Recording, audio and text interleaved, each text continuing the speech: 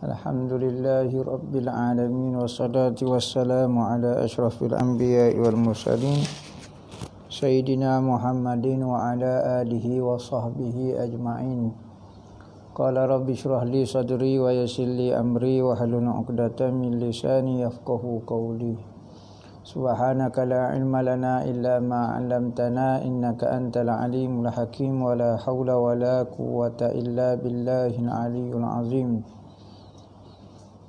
Nawaitu ta'lu wa ta'lim wa tazakkura wa tazkira wan naf'a wal intifa' wal ifadah wal istifadah wal hasa 'ala tamassuki bi kitabillah wa sunnati rasulih wa du'a ila al-huda wa dalalata 'ala al-khair ittigha'a wajhillah wa qurbihi wa sawabihi subhanahu wa ta'ala. Allahumma inni as'aluka 'ilman ladunni wa mashraba safihani ya Wahhabu ya Ghani. Qala al-muallif rahimahullahu ta'ala wa nafa'ana bihi wa bi'ulumihi fid dharain amin. Rabbi yassir wa la tu'assir wa tammim bil khair wa la hawla wa la quwwata illa billahil aliyyil azim. Amma ba'du. Assalamu alaikum warahmatullahi wabarakatuh. Berkata Al-Habib Muhammad bin Salim bin Hafiz dalam kitab dia Tazkiratul Hadramiyah fima yajibu 'alan nisa fi umuri diniyah, sehinggalah perkataan beliau khatimah, penutup, zuhud kepada dunia, cinta kepada akhirat. Zuhud kepada dunia, cinta kepada akhirat. Apa maksud zuhud? Tidak mencintai dunia. Tidak bermakna zuhud itu membazir. Tidak bermakna zuhud itu melempar ke harta yang kita miliki. Tetapi zuhud itu hati kita tidak mencintai dunia. Dan dunia yang boleh membawa kepada akhirat, maka dunia itu dipanggil akhirat. Maka hendaklah kita pindah ke apa saja dunia yang berada di sekeliling kita supaya kesemuanya menjadi akhirat. Sehingga ke benda-benda yang secara zahirnya kita nampak seperti dunia tetapi bertukar menjadi akhirat. Kerana apa? Katanya hadis, berapa banyak amalan perbuatan nampak dunia tetapi menjadi perbuatan akhirat kerana niat yang baik. Dan berapa banyak perbuatan akhirat bertukar menjadi perbuatan dunia kerana jahatnya niat. Maka biada di dalam hati kita cinta kepada akhirat. Kenapa kita perlu cinta kepada akhirat dan zuhud daripada dunia? Kerana dunia ini akan kita tinggalkan. Dunia ini akan hilang daripada diri kita. Maka Allah Ta'ala menasihati kita supaya tidak mencintai benda yang akan hilang. Manakala akhirat adalah tempat yang kita akan pergi dan tuju dan kekal abadi bersamanya. Maka katanya Allah, cintailah akhiratmu kerana di situlah tempat kediamanmu selama-lamanya. Jadi itulah kenapa agama menyuruh kita mencintai akhirat dan zuhud daripada dunia. Kalaulah agama menyuruh kita mencintai dunia, nescaya manusia akan berlomba-lomba, sanggup bermati, sanggup menipu kerana kepentingan dunia. Tetapi kalau manusia yang cinta akhirat, dia akan hidup di dunia dalam keadaan jujur dan baik kerana dunia ini tidak dicintai dia. Yang dicintainya adalah akhirat. Maka semua perbuatan dunianya menjadi baik kerana supaya ia menjadi bekal bagi dia di hari akhirat. Maka orang-orang perempuan, orang-orang wanita muslimah kita kena ada perasaan macam tu. Kalau kita sebagai anak masih ada perasaan cinta kepada dunia, maka apabila jadi isteri orang, payah kita nak taat kepada suami. Kerana apa? Kerana cinta kepada keinginan nafsu kita, maka menyebabkan kita meminta sesuatu daripada suami, benda yang tidak mampu dibuat oleh dia. Maka permintaan yang melampau menyebabkan suami terasa tertekan. Apabila tertekan dia akan marah. Apabila dia marah, maka kita juga akan marah. Maka lambat laut kita tak boleh hidup dengan dia. Kerana apa? Kerana kita cinta kepada dunia. Maka kalau kita nak suami yang baik, suami yang suka akhirat, kita juga kena suka kepada akhirat. Maka cinta kita kepada akhirat mendekatkan kita dengan suami kita. Ni suami kita, ni kita. Kalau kita cinta kepada Allah, sama-sama menuju kepada Allah. Semakin dekat, semakin dekat, semakin dekat. Tetapi kalau kita cinta kepada keinginan kita, suami kita pun tak cinta kepada Allah, masing-masing ada haluan. Semakin jauh dan semakin tidak akan bertemu. Penutup kitab ini membicarakan tentang mengalahkan diri, menggalakkan diri berzuhud kepada dunia serta mencintai kehidupan di akhirat, di samping menghindarkan diri daripada segala keburukan. Hindarkan diri daripada segala keburukan seperti ghibah, mengumpat. Orang suami isteri, seorang muslimah yang baik, dia akan lari, dia akan tidak mengamalkan perbuatan ghibah. Ghibah ini mengumpat. Kalau kita suka kepada akhirat, maka muslimah tidak mengumpat. Namimah, mengadu domba. Talai dua muka, suka memperlagakan orang, batu api, dan lain-lain seumpamanya. Kami memohon Allah Ta'ala husnul khatimah, kesudahan yang baik. Ini tajuk yang terakhir ni. Tajuk khatimah, penutup. Maka katanya pengarang, mudah-mudahan kitab ni ditutup dengan baik dan kesudahan umur dan amalan kita di muka dunia semua ditutup dengan baik. Allah Ta'ala berfirman, ma indakum yanfad wa ma indallahi baqin. Artinya apa yang ada di sisimu akan lenyap, akan hancur, akan binasa. Maka jangan kamu sayang kepadanya. Apa yang kamu berada sekarang, daripada keindahan kamu, kecantikan kamu, harta kamu, anak kamu, suami kamu, harta kereta, kemudahan kamu, gagah kamu. Maka benda yang ada di sisi kamu akan hancur, akan binasa, akan sirna, akan lenyap. Tetapi apa yang di sisi Allah akan kekal. Apa maksud di sisi Allah? Iaitu syurga. Kebaikan yang kamu buat untuk Allah akan kekal dan kamu akan lihat dan kamu. Sebab tu Allah Ta'ala suruh kita sayang benda kekal dan tidak sayang kepada benda yang akan hancur. Menjadi satu kebodohan kalau orang sayang benda yang rosak, yang punah, yang hancur dan meninggalkan benda yang baik dan yang kekal.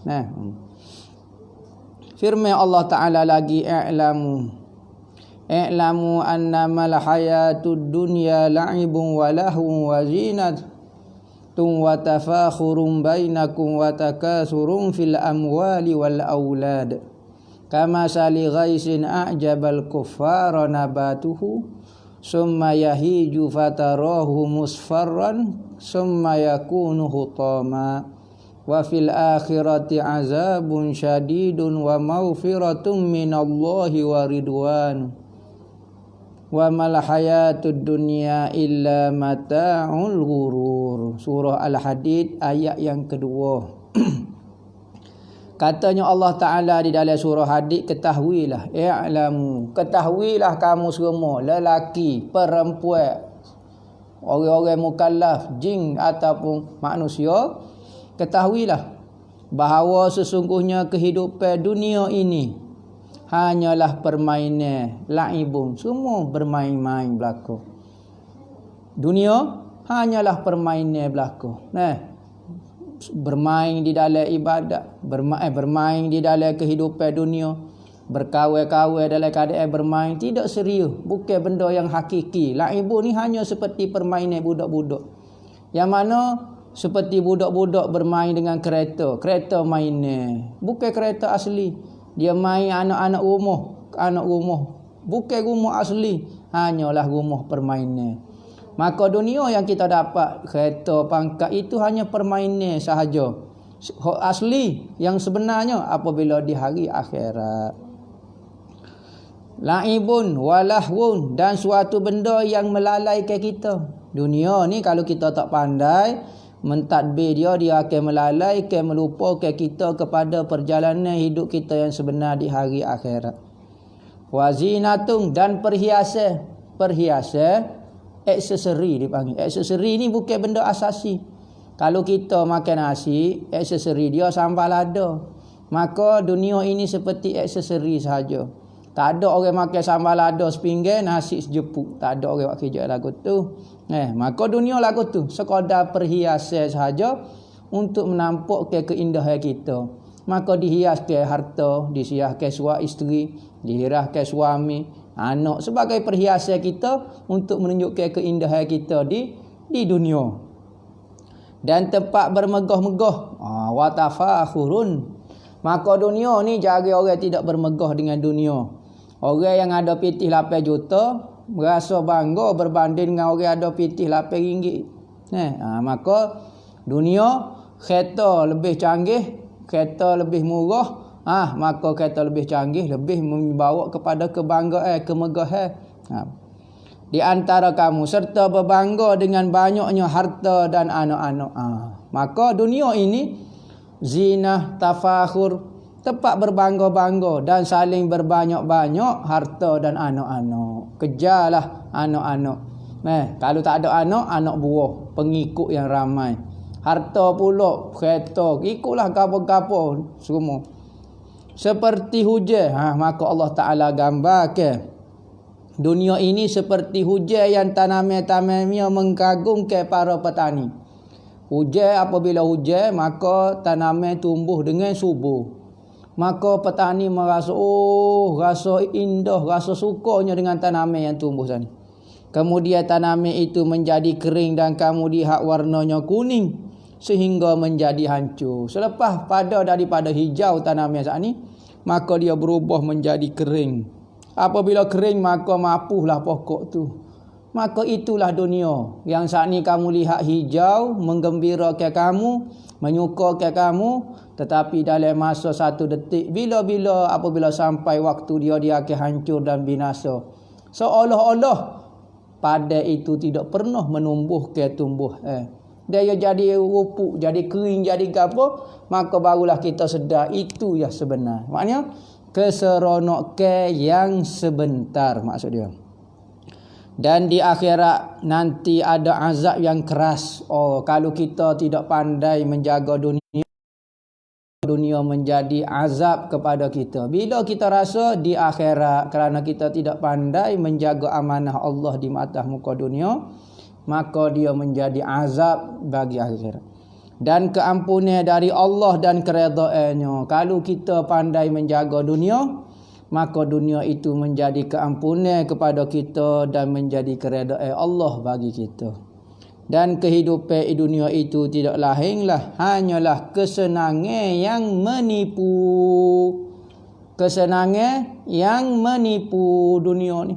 Kita suka, tapi suka yang menipu. Menipu lagu mana? Contohnya kita makan nasi ayam. Saya sukalah nasi lawak ayam. Sedapnya. Kita makan sebentar. Lepas ni makan pula. Sejak sekali kita makan nasi ayam. Maka kita pun rasa nasi ayam ni tak sedap dah pula. Tadi mula-mula makan sedap, tapi sekarang tak sedap. Kesedapan yang menipu. Tapi akhirat, apabila kita makan makanan syurga, semakin hari semakin enak, semakin apa, tidak menipu kita. Sebab itulah Allah Ta'ala tak suruh kita, muslimah kita, sayang kepada dunia kerana tu sahaja dunianya. Maka kalau kita muslimah nak mencari cinta yang hakiki, yang sejati, benda yang kekal, carilah di akhirat. Di dunia tidak ada benda macam tu, kecuali dunia yang dibawa kepada akhirat. Rasulullah bersabda, izhad fi ma indan nas yuhibbukan nas. Artinya berzuhudlah kamu apa yang ada pada manusia, nescaya manusia mencintai kamu. Jangan terlalu suka, terlalu temo'o. Kelantan panggil temo'o ni terlalu berkeinginan, terlalu lobo, terlalu ingin dengan apa yang ada di tangan manusia. Harta manusia, pangkat, kesukaan manusia. Jangan terlalu suka manusia kepada apa yang ada di tangan manusia. Kalau kamu begitu zuhud, tak suka, nescaya manusia akan suka pula kepada kamu. Kita kalau selalu duk minta pitih dengan orang akan benci kepada kita. Tapi kalau kita jaga maruah kita, tak duit, tak minta gapo dia, tak minta permintaan gapo, maka manusia nampak kita haibah. Sabda baginda Nabi sallallahu alaihi wasallam lagi, "Lau kanatid dunya tazinu indallahi jana ba'udatin ma saqa kafiran minha syarbata ma'in." Laulah dunia itu bernilai, berharga di sisi Allah dengan hanya sebelah sayap nyamuk, nescaya orang kafir tidak akan dapat minum daripada minum dunia ini walau seteguk air. Tuhan kata kalaulah dunia ini ada nilai di sisi dia. Setara mana nilai? Seberat sayap nyamuk. Sayap nyamuk ni tak ada nilai, tak ada bandingnya. Sebelah sayap nyamuk ni kalau dia le timbangnya tak ada timbangnya. Tak ada, tak naik pun satu kilogram, 1 miligram kau satu gapo dia tak naik pun. Tetapi nak kata dunia ni tidak ada sedikit pun kepentingan bagi Allah Ta'ala. Tidak ada satu benda pun Tuhan saya. Sehingga kalulah Tuhan kata dunia ni kalau ada sedikit saja saya aku pada dunia, aku tak akan beri kepada musuhku, kepada orang kafir. Walau seteguk air. Kerana teguk air itu merupakan daripada dunia. Kalulah teguk air itu, setitik air itu, salah satu daripada benda dunia tu benda aku saya, aku tak akan beri kepada orang kafir. Tapi kita tengok Allah Ta'ala beri secukupnya kepada orang kafir. Orang kafir buat macam-macam. Boleh harta macam-macam. 1 minit masuk sejuta. Tengok tu deh, Bill Gates kau dia orang kaya tu. Tetapi Tuhan tak sayang kepada dunia. Jangan kita berdengki, jangan kita iri hati dengan mereka. Kerana dunia Allah Ta'ala tidak suka. Huilah. Kalulah dunia ada kepentingan di sisi Allah, ada nilai, Tuhan tidak akan beri kepada orang kafir. Bukan kata duit, bukan kata harta. Seteguk air pun Tuhan tak beri. Menunjukkan betapa rendah dan tidak ada nilainya sama sekali dunia di sisi Allah. Sebab kalau dunia itu dinilai, nescaya orang kafir tiada bahagianya langsung di dunia ini. Kalau Tuhan saya telah berkata Sayyidina Habib Abdullah bin Alwi bin Muhammad Al-Haddad kata, "Wazhad biqalbika fid daril lati fatanat tawaifan fara'auha ghayatat talabi tanafasuha fa'atauha qawalibahum ma'al qulubi fayalillahi min ajabi fahiyallati sawrat qadran wa ma wazanat indal ilahi janahan fal harisu wabi." Berzuhud dengan hati. Dia kata, berzuhudlah dengan hati dari dunia yang memfitnahi. Ramai orang terperdaya bila meletakkannya di hati.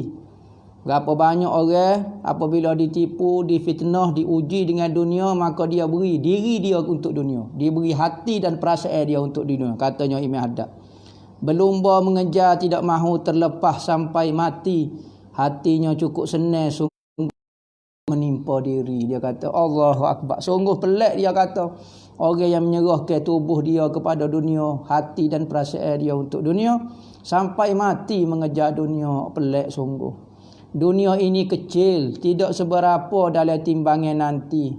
Di sisi Allah seperti sayap nyamuk. Bodohlah siapa yang menimangi. Orang yang dok gila-gila kepada, bersungguh-sungguh kepada dunia, fal harisu wabi. Orang yang bersungguh kepada dunia, wabi, bodoh. Nak kejar satu benda yang akan hancur dan dia akan tinggal kepada anak cucu dia. Kita tengok ada orang bekerja 60 tahun, 70 tahun, 80 tahun. Tetapi apabila dapat hasil dia hanya mengecap hasilnya hanya sehari 2 hari, maka ditinggal kepada anak cucu dia. Yang mana anak cucu dia tak sedekah Fatihah pun kat dia. Tak baca Yasin kepada dia. Dia habis homo untuk cari harta tu. Tetapi anak-anak tidak buat apa-apa untuk dia. Maka mengejar, mencari benda yang kita akan tinggal. Tidakkah satu perbuatan yang bodoh kalau kita cari benda yang kita akan tinggal? Maka kalau kita ini ahli dunia, Allah Ta'ala beri uji kita dengan kekayaan, maka gunakanlah kekayaan kita untuk kebaikan kita sendiri, siapa-siapa, untuk manfaat, untuk agama. Mudah-mudahan kita dapat makan di dunia, di akhirat kita dapat makan. Di dunia kita ada pakaian yang comel-comel, akhirat kita ada pakaian yang comel-comel. Kenderaan yang indah di atas muka dunia, kenderaan yang hebat juga di hari akhirat. Maka pindahkanlah harta-harta dunia kita menjadi harta akhirat kita. Tu ujian kepada orang miskin, diuji dengan miskin dia. Orang kaya diuji dengan kekayaan dia. Bukan kata orang kaya tidak diuji, hanya orang miskin saja diuji. Orang sakit diuji dengan kesakitan dia, orang sihat diuji dengan kesihatan dia. Maka semua kita berada di dalam ujian. Siapa yang melepasi ujian itu beruntunglah. Jadikan semua apa yang berada di tubuh kita, jadikan kepada akhirat. Ketahuilah wahai kaum wanita, para ulama dan ahli hikmah, yakni pendeta-pendeta. Pendeta ni maknanya orang yang bijak pandai. Orang-orang tua yang menjadi rojokkan. Kerana buah fikiran dia berdasar, maka pendapat dia begitu tepat di dalam memberi satu-satu keputusan. Maka dipanggil orang ahli hikmah ataupun pendeta. Dan selain mereka yang tergolong daripada ahli makrifat, orang-orang ahli makrifat, orang-orang yang kenal Allah, telah bersepakat memutuskan tentang celaan terhadap dunia. Sepakat kata ulama mengatakan lagu tu. Orang-orang tua yang menjadi rojokkan, orang-orang tua yang arif pun kata lagu tu. Orang-orang yang kenal Allah pun kata celanya dunia. Dunia ini menjadi satu kecelaan. Mereka mengetahui dan meyakini bahawa dunia itu sifatnya binasa, tidak kekal. Untuk sesiapa pun tidak kekal di dunia ni. Sehingga kekasih Allah Nabi Muhammad pun tidak kekal berada di dunia ni. Kerana tujuan kita hidup ni untuk hari akhirat kita. Kita akan balik ke negara akhirat kita berlaku. Dan tiada seorang pun yang di dalamnya yang kekal. Fir'aun, sehebat-hebat Fir'aun, Namruz, hebat-hebat dia, hancur juga. Orang-orang jahat dulu, orang-orang hebat zaman dulu pun hancur juga, mati dah.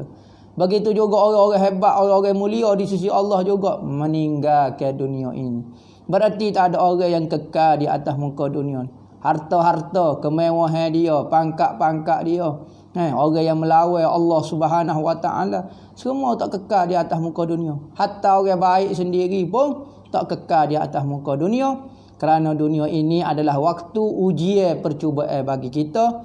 Kalau kita mengisikan dengan kebaikan, alhamdulillah, beruntunglah kita. Telah berkata Sayyidina Abu Bakar Al-Adni radhiyallahu anhu, Al-Aidrus dia ni. Wa hal tahaqqaqta dunya damat lihad aw lahadam wal umru fanin wa intal la budda hatman min qurratis sam. Apa dia kata? Adakah dunia ini kekal? Sudahkah kau pastikan dan kekalnya pula penghuninya dalamnya? Katanya Habib Abu Bakar Al-Adni kata, mu yakin kau tak dunia ni kekal? Penduduk dia kekal. Penduduk dia pun hancur. Sedekah umur itu binasa andainya dipanjangkan. Sekalipun umur tu orang tu panjang setara mana, 100, 200, dia akan akan ajar dia juga, mati juga umur. Yang pasti hentam memang adalah kesudahannya. Maka lama-lama dia akan mati juga. Umur panjang setara mana pun mati juga. Cerita Nabi Allah Musa alaihi salam, apabila tak dicabut nyawa, maka dia tak bersedia. Maka diminta dipanjang umur.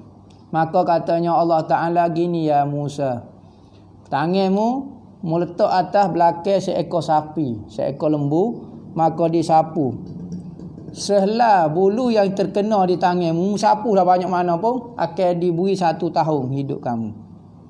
Maka hak kena bulu tu berapa ribu, maka ditambah umurmu setahun tu. Maka katanya Nabi Musa, lepas daripada habis saya akan mati juga. Mati jugalah. Yang penting ditangguhkan. Katanya Nabi Musa, kalau benda tu mati juga, maka tidak ada faedah panjang dan sedikit. Umur yang pendek dan panjang tak Sama saja yang penting akan bertemu dengan mati. Mati juga. Maka katanya Nabi Musa, tak apalah mati sekarang lah. Adakah dunia itu dikekalkan untuk mereka yang telah pergi sebelum kita? Tidak. Tidak sesekali. Kita tengok dunia dulu pun, orang dulu, kehebatan dulu pun hancur lebuh. Jadi untuk apakah harta ini dikumpulkan? Kalau bukan untuk buat kebaikan. Lalu badai-badai kamu dihiasi dengan pakaian indah dan segala bentuk perhiasan. Maka semua perbuatan kita, apa yang kita rekod, apa yang kita buat, ni video ni ko, ngajar ko. Kalau kita niat kerana dunia, maka orang akan tengok tu jadi dunia. Kita orang tengok tu, kita tu tidak ada habuan. Tapi kalau niat kerana Allah, insya-Allah berpanjangnya sampai kita mati pun orang boleh tengok kebaikan yang kita buat. Kalau kita ikhlas, Allah Taala akan balas. Sedangkan kamu hanyalah anak daging yang berpindah randah, yang akan keluar dari dunia ke kampung akhirat. Ingat kamu ni hanya berdagang sahaja, menumpai sahaja di dunia ni dan akan pergi ke akhirat. Sama ada kamu rela atau tidak, kamu suka atau tak suka, semua orang akan meninggalkan dunia sampai waktu dan ketika dia. Bila kah? Tak tahu. Sudah ditetapkan dah orang ni 20 tahun, 60 tahun, 80 tahun dan dia akan keluar daripada dunia. Sedia tak sedia, bertobat tak tobat, maka waktu ajar dia, waktu sampai keluar dia, maka keluarlah daripada. Sudahkah kamu cukupi bekalan yang bakal kamu bawa nanti bersamamu di akhirat? Pengarah tanya. Cukup dah kau merasa amalanmu? Kalau mu nak pergi Kota Baru, kalau mu nak pergi Mekah, mu bawa duit cuma ni. Nak pergi lama sikit, bawa duit banyak sikit. Maka akhirat ni kita akan pergi dan tidak akan kembali dah kepada dunia. Kerana dunia ni dah hancur dah, tak ada dah. Tak ada orang dah nak balik kepada dunia. Kerana dunia ni sudah hancur. Tetapi permintaan orang yang salah di hadapan Allah dikembali. Minta supaya dunia dibuat sekali lagi, supaya saya boleh buat taat denganmu. Itu adalah kata-kata dusta. Kerana apabila dibuat dunia, dia akan berperangai dengan perangai dia dulu apabila melihat dunia. Katanya Allah bekalan yang lain, tiada lain kecuali takwa kepada Allah. Maka bekalan tak adalah takwa kepada Allah. Apa maksud takwa? Buat apa Tuhan suruh, tinggal apa Tuhan larang. Katanya Allah Ta'ala, tazawwadu fa inna khairaz zadit taqwa wattaquni ya ulil albab. Berbekallah. Tuhan kata, buat bekal lah. Cadar-cadarlah bekal. Nak pergi jalan jauh ni. Kerana sesungguhnya sebaik-baik bekal adalah takwa. Mu nak bekal ke apa dia? Harta pitih dah. Takwa. Apa maksud takwa? Buat apa Tuhan suruh, tinggal apa Tuhan larang. Tuhan suruh belajar ilmu fardu ain, belajar. Tuhan suruh taat kepada suami, taat. Tuhan suruh jaga aurat kita, jaga. Maka itulah bekalan kita untuk hadapi Allah.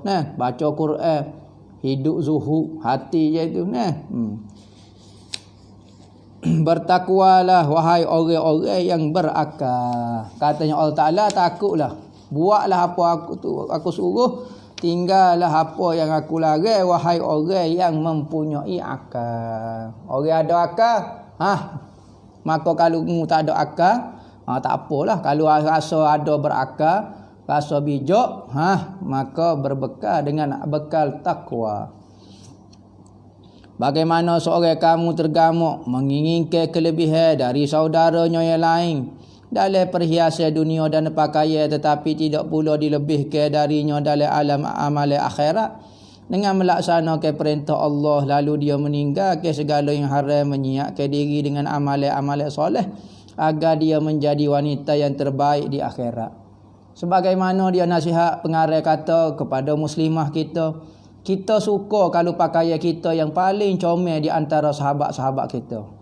Hari raya bagi tunjuk pakaian saya paling comel.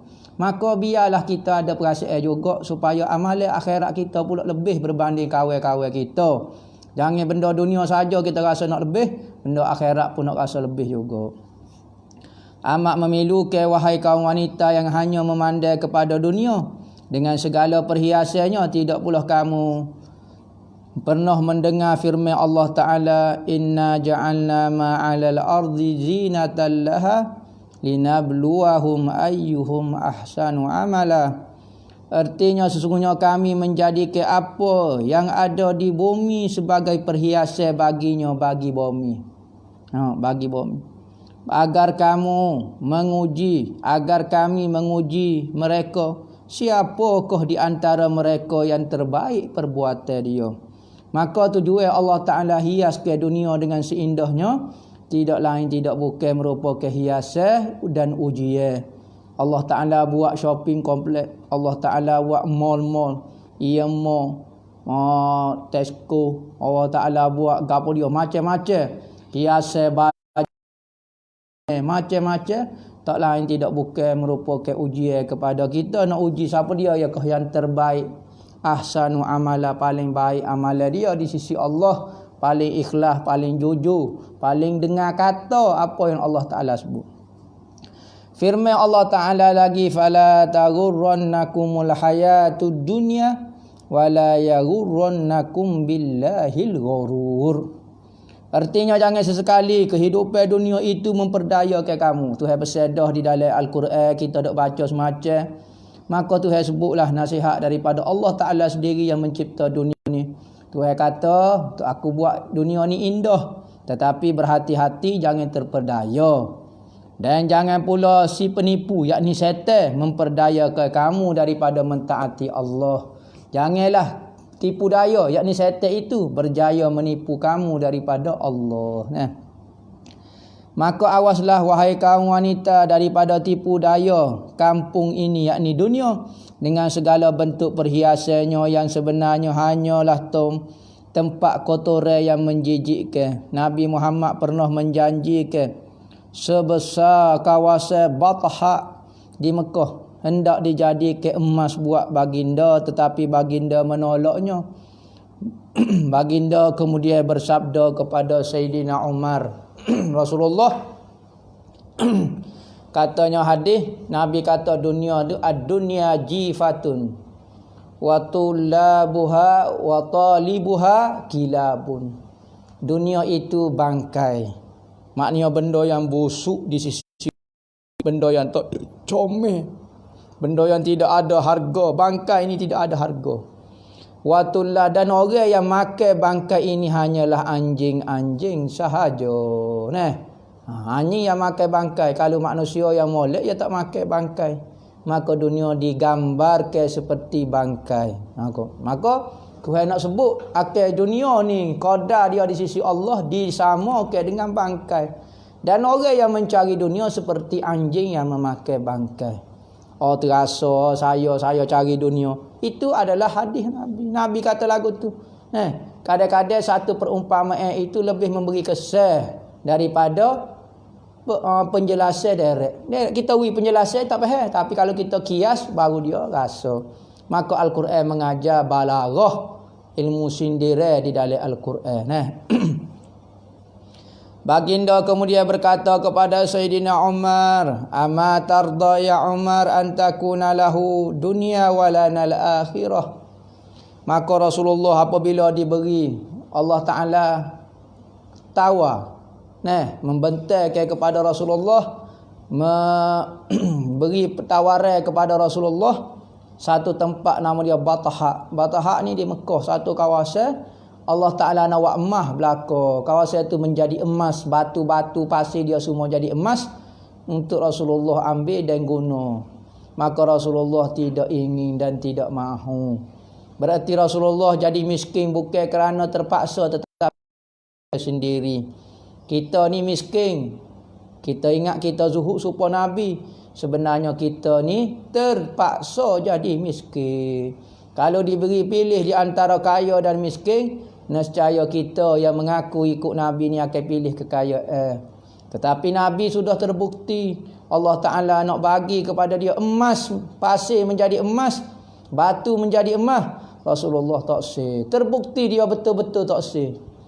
Tetapi kita sekarang mengaku nak ikut Nabi jadi miskin. Tetapi kalau harta, kitalah yang paling suka. Berarti kita tak berjaya dalam ujian itu. Nabi Muhammad dah terbukti dah dia berjaya. Maka apabila lagu tu Sayyidina Umar pernah bertengok Rasulullah hidup zuhud, tidur atas satu tika. Tika dibuat daripada pelepah tamar. Maka apabila bangun, tubuh Rasulullah ini berbekas dengan bekas ayam tika tu. Tika bukan pelepah-pelepah tamar tu. Maka Sayyidina Umar merasa sedih dengan kehidupan Rasulullah. Rasulullah memilih kemiskinan. Maka Rasulullah kata, "Ya Umar, jangan sedih. Suka kau tidak kalau Allah Ta'ala, dunia ini Allah Ta'ala kepada orang kafir dan akhirat untuk kita." Maka Sayyidina Umar gembira kembali kerana akhirat milik orang Islam, orang Muslimah, orang mukminah. Maka untuk orang kafir dunia. Sebab tu kita tengok dunia begitu menggembirakan orang kafir kerana kehidupan, kelazatan dunia. Itu sahaja yang ada bagi orang kafir, kelazatan dia di dunia saja. Kita dunia pun boleh, akhirat pun boleh. Artinya tidakkah engkau redha ya Umar dunia itu dijadikan untuk mereka, yakni orang kafir, dan akhirat dijadikan untuk kita. Tuhan bagi dah. Redha ke tak? Saya suka ya Rasulullah. Seterusnya Nabi mengatakan Allah Tuhan telah kita berfirman, wal akhiratu inda rabbika lil muttaqin. Dan kehidupan akhirat di sisi Tuhan kamu adalah bagi orang yang bertakwa. Yakni kehidupan yang enak di akhirat adalah untuk orang yang buat apa Tuhan suruh, tinggal apa yang Tuhan larang. Maka hendaklah kita bertakwa kepada Allah dan jangan sesekali mengingat tentang mati. Wallahu a'lam.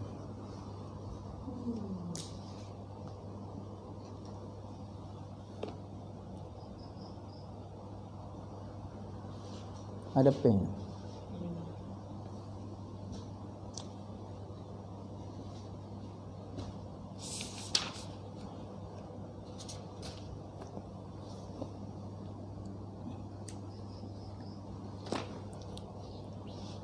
Ni.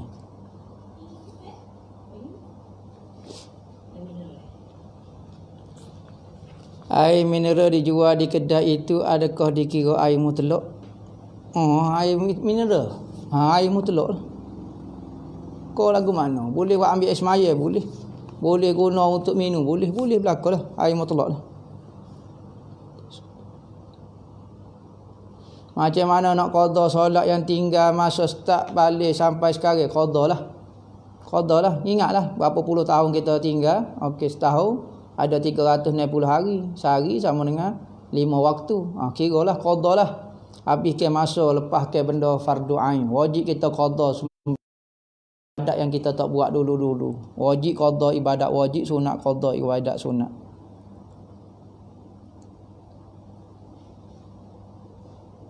Boleh kau tak niat korban, niat akikah 7 bahagian seekor lembu? Boleh. Misalnya seekor lembu dibahagikan kepada 7. Tuan ni mari akikah. Tuan seorang lagi beli tujuan untuk korban. Seorang lagi beli untuk jual. Seorang lagi boleh. Bahagian-bahagian masing-masing lah. Hukum dia sah. Hukum membina kepuk atas kubur. Kubur ni ada 3. Pertama, kubur wakaf. Apa maksud kubur wakaf? Ada seseorang dia kata saya wakaf ke tanah saya sekarang ni untuk jadikan kubur. Tu panggil kubur wakaf.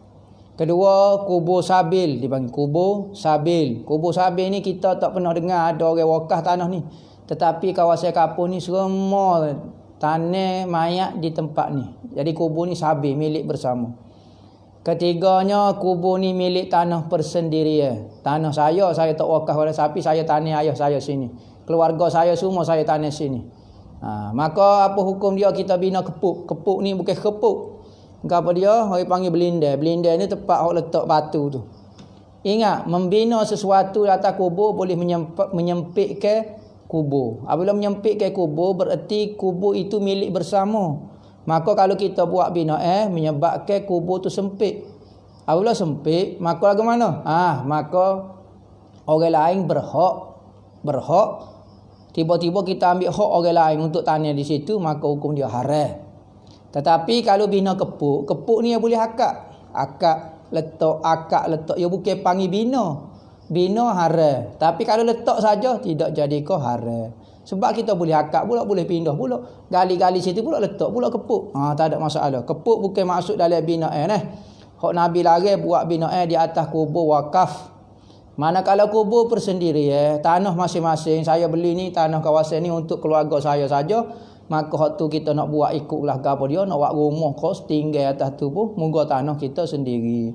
Tapi kalau tanah wakaf milik bersama tak boleh lah.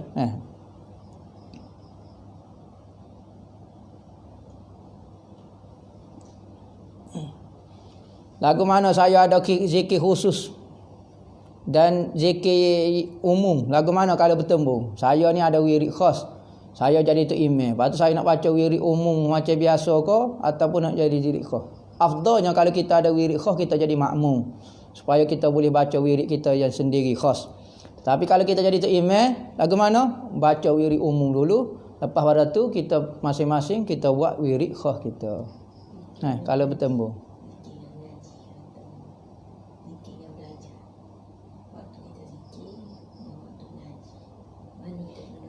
Waktu ngaji dan waktu belajar. Waktu zikir dengan ngaji, hok mana afdal? Tengok keadaan. Ada orang ni tengok. Sebab tu zikir ni kita ada tarbiyah kita. Ada orang ni nak amalkan zikir. Tengok. Kalaulah dia itu di bawah tarbiyah guru, maka guru tu akan tengok. Dia ni afdal zikir ke ada afdal belajar. Kalau orang ni jahil tukir, tak tahu akidah, tak tahu apa, wajib dia mengaji ilmu fardu ain. Tapi kalau dia dah lepas dah ilmu fardu ain, okey, zikir supaya hati dia lembut. Kadang-kadang zikir lebih, kadang-kadang ngaji tu lebih. Bergantunglah atas masing-masing.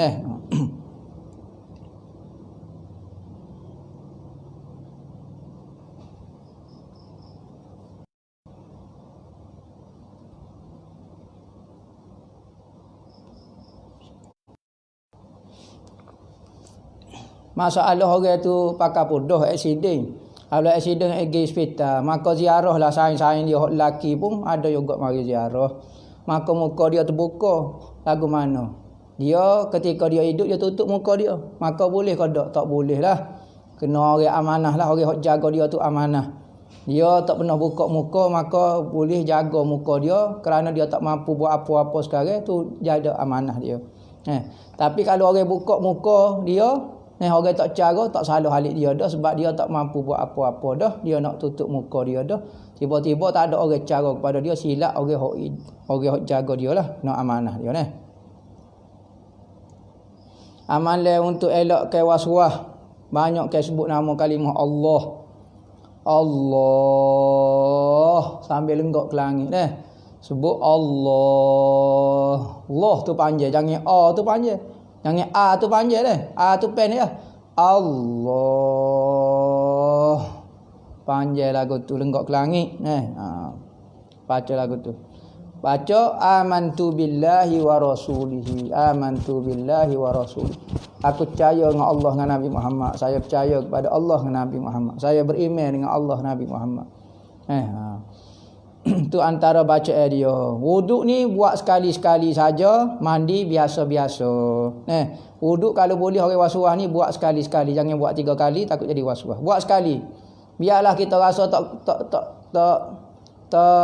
tak habis pun, okey, berlatih dulu supaya hilang waswas dulu, lepas pada hilang waswas baru nak buat 3 kali.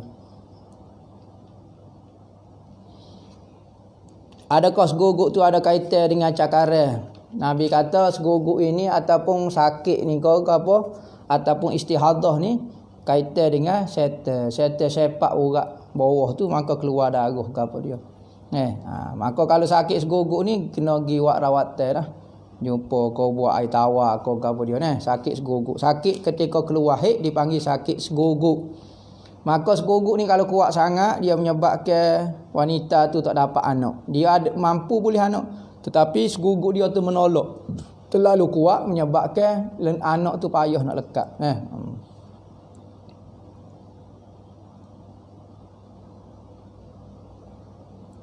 Orang baca semaya subuh tak pernah baca kunut, hukum dia sah, tak ada masalah apa. Cuma baca kunut dapat pahala baca kunut. Tu lah.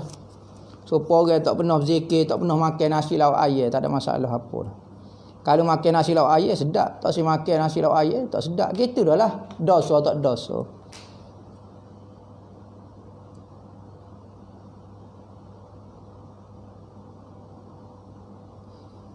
Hukum suami isteri yang jahil, tak tahu hukum hakam mengenai ihik, boleh nikah dulu kau belajar dulu. Gini.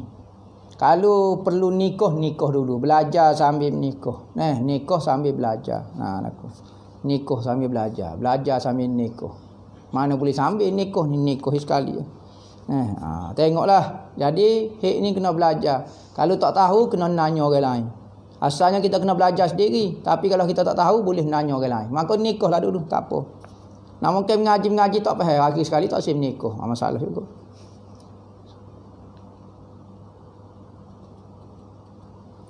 Dosa wanita ditanggung oleh ayah suami. Tak. Siapa dia kata? Dia lah tanggung dosa. Apa suami tanggung? Kalulah suami tak tegur maksiat yang berada di hadapan dia. Sama ada maksiat tu suami dia, isteri dia, keluarga dia tak tegur, tu dosa dia lah. Suami tegur dah, ayah tegur dah. Dia tanggung dosa, tak tanggung dosa. Tu imam tegur dah, tu imam tanggung lagi dah. Kalau tu imam tak tegur, dosa bukan dosa ke apa? Dosa dia tak tegur. Bukan dosa maksiat tu kawan tu buat. Tu imam tak ada diraka kepada suami. Muka tu imam ke jatuh. Nak diraka pada suami mana? Dosa diraka tu dia. Tu imam tegur dah, tak ada masalah lah.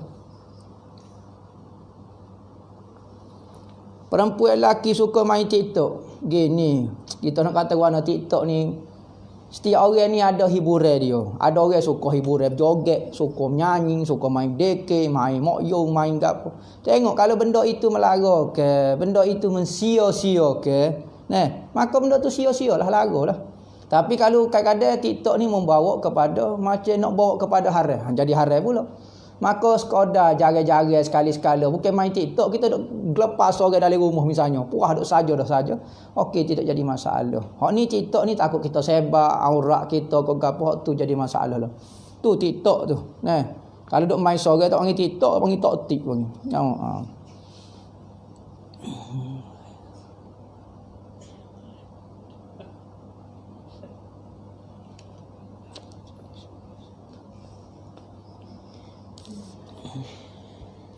Hukum saya dapat duit bantuan 1,900, sepatutnya dapat 800. Saja sebab saya terupdate selepas isteri saya meninggal. Bagaimana saya boleh 800 saja berhak 1,900?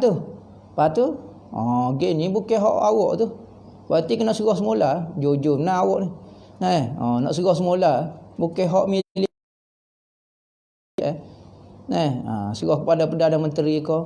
Diserahlah 800 bukan. Betul jangan ambil lah PT 800 tu. Ikutlah nak pergi ke orang, PT awak. PT awak bukan kita, mana boleh pergi PT awak. Kita kena pergi kepada satu badan bukan milik umum dia panggil. Badan tu menguruskan masalah orang Islam. Baitul Mal, majlis agama. Bui benda lagu tu yang akan urus. Pondok-pondok, AJK masjid, AJK persatuan, yayasan kebajikan. Supaya dia guna untuk umum. Bukan untuk milik peribadi. Kerana nak milik peribadi ni kena milik kita, barang milik kita. Kalau bukan 800 tu bukan milik kita, kita tak boleh beri lah kepada orang. Beri hak 800 milik kita tu. Barulah jadi dah.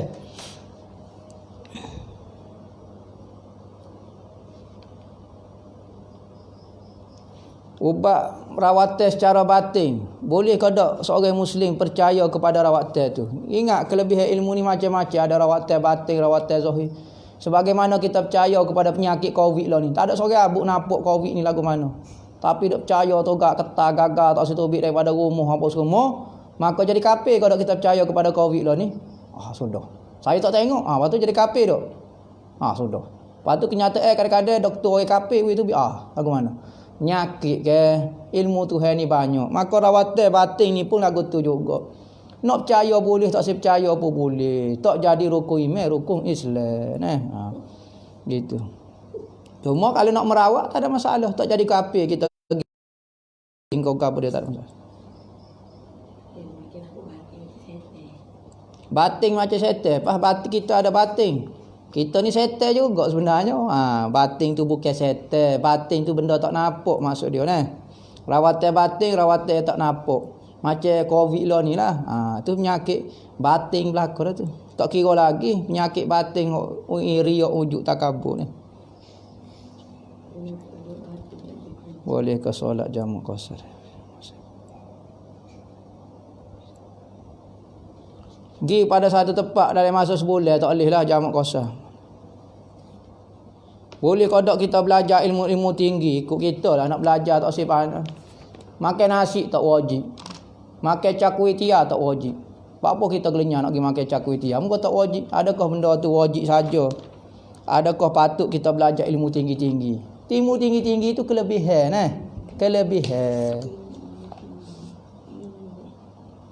Ilmu tinggi-tinggi, ilmu tinggi-tinggi ikut kita lah. Kita nak belajar tak usah belajar. Kalau kita tak belajar jadi kita bodoh. Tu lah. Jadi cerdik misalnya masuk sekolah menengah. Tak usah masuk, nak masuk. Supaya ilmu tinggi ni lagu tu lah. Cuma orang yang belajar dapat kelebihan ilmu.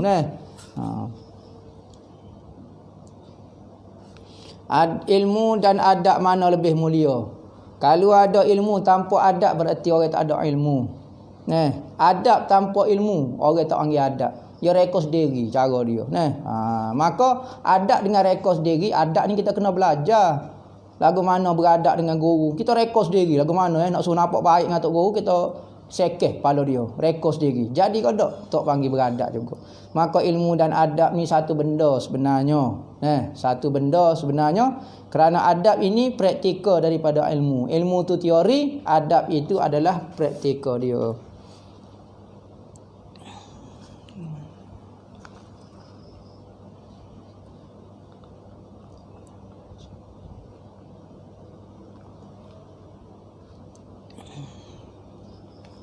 Orang kata dia beradab dah.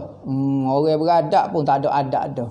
Orang yang bercakap dia yang paling baik, dia tak baik dah. Saya bercakap saya paling beradab. Orang yang bercakap dengan kalam lagu tu, percakapan lagu tu, dia tidak ada adab sebenarnya. Kalau orang beradab dia tak pernah mengaku dia tu orang baik, orang apa.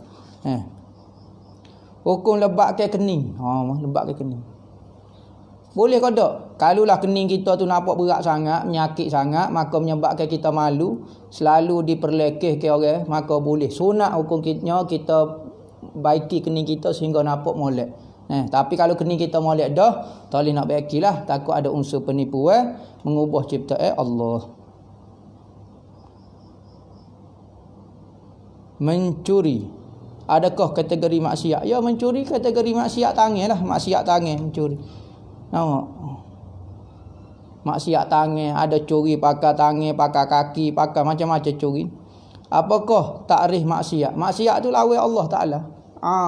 Ya'si maknanya melawan, tidak dengar kata Allah. Kadang-kadang kita tak buat apa-apa. Misalnya orang suruh semaya, kita tak buat. Saya tak buat maksiat. Dah saya tak melawan, otak saya senyap ya. Saya tak buat apa-apa tindakan. Tak buat pun maksiat juga. Hal penting tak dengar kata-kata perintah Allah Taala. Apa hukum cabut bulu kening yang bersambung di tengah? Di sini. Kerana ada orang kata alamat kalau kening bersambung ni bodoh. Nabi kening dia lebat sehingga setengah orang kadang-kadang nampak macam bersambung. Padahal tak bersambung. Kalau kita tengok nampak macam tak bersambung ni kening. Maka apa hukum cabut bulu kening situ? Di sini. Kalau ia tu memalukan, maka boleh kita buat. Tetapi kalau benda itu tidak memalukan, maka tak boleh buat kerana masuk mengubah ciptaan Allah.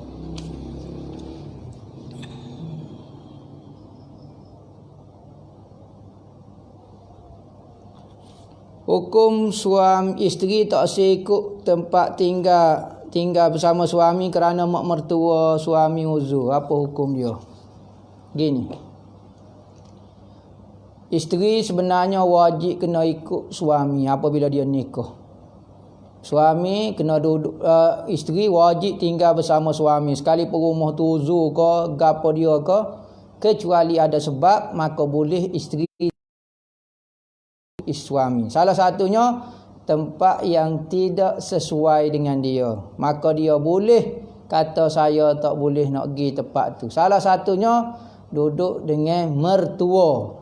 Dalam kitab kata kalulah satu tempat itu menyebabkan isteri tu rasa kekok, tak selesa, ataupun keluarga suami tu tak berapa mesra dengan dia jadi kekok ke, selalu diperli ke, selalu digapo, tak selesa duduk dengan mertua, maka boleh dia tak seikut suami dia, maka pada ketika tu wajib suami cari rumah asing supaya isteri dia boleh duduk dengan dia. Maka pada masa tu isteri diberi kelonggaran untuk dia tidak ikut suami. Wallahu a'lam. Al-Fatihah.